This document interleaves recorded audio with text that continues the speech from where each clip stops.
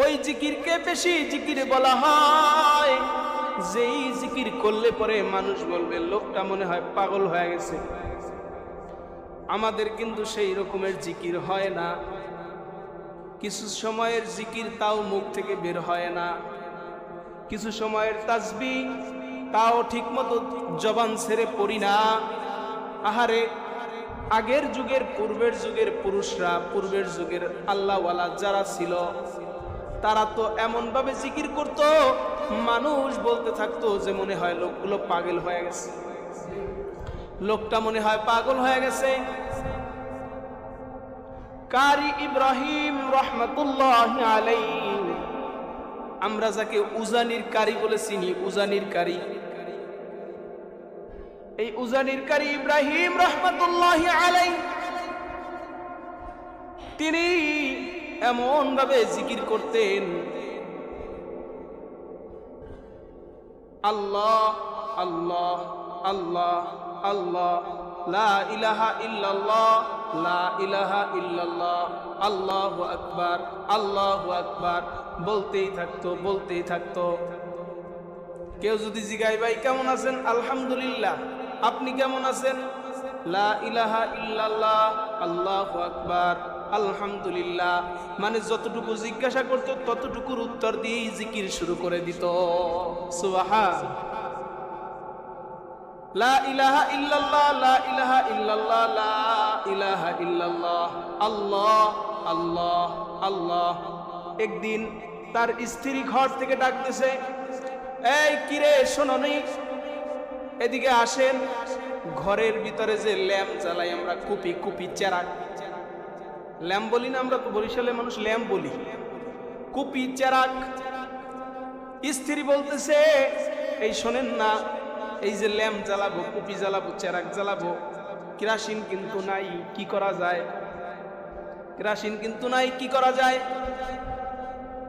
বলতেছে তাড়াতাড়ি করে বোতল নিয়ে আসো, কিছু টাকা দাও। তাড়াতাড়ি করে যায় রাস্তার সামনে দাঁড়ায় গেছে, আবার জিকির শুরু করে দিয়েছে, লা ইলাহা ইল্লাল্লাহ, লা ইলাহা ইল্লাল্লাহ, আল্লাহু আকবার, আল্লাহু আকবার। জিকির করতেছে জিকির করতেছে, জিকির চলতেছে মুখে। একটা লোক আসছে, দাঁড়ানোর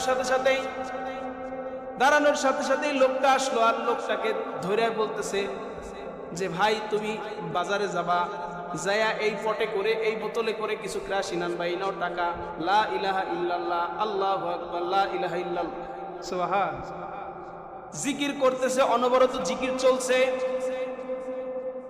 লোকটা, যেই লোকটাকে কেরাসিন আনার জন্য দিল, ওই লোকটা ভাবতেছে কিরে, শুধু টাকা দিল, বোতল দিল, বললো বাজার যে নিয়ে আসো, আর জিকির করতে শুরু করলো। লোকটা কি পাগল হয়ে গেল নাকি? মানুষে তো সুখ দুঃখের কথা আলাপ করে, কিছু তো বললো না রে, আমারে বোতল দিয়াই আবার শুরু করছে, লা ইলাহা ইল্লাল্লাহ, আল্লাহু আকবার। কিরে, লোকটা পাগল হয়ে গেল নাকি?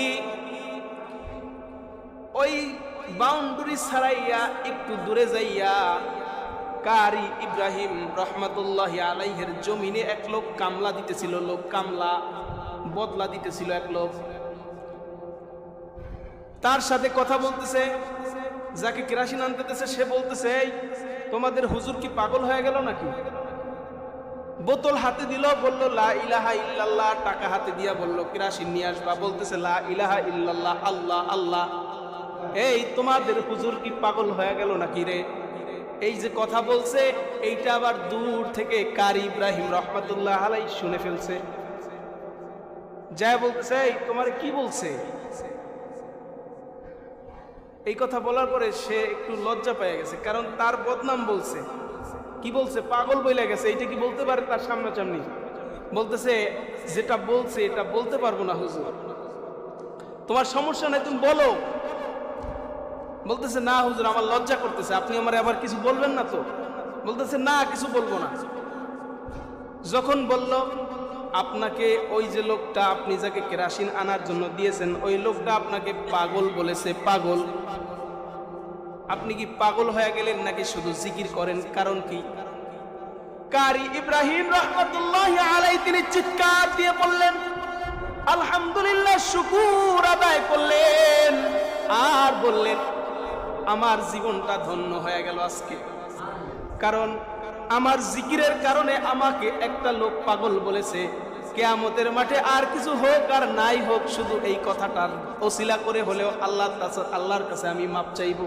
সুবহানাল্লাহ। আল্লাহর কাছে বলবো আমাকে যেন আল্লাহ তাআলা মাফ করে দেন।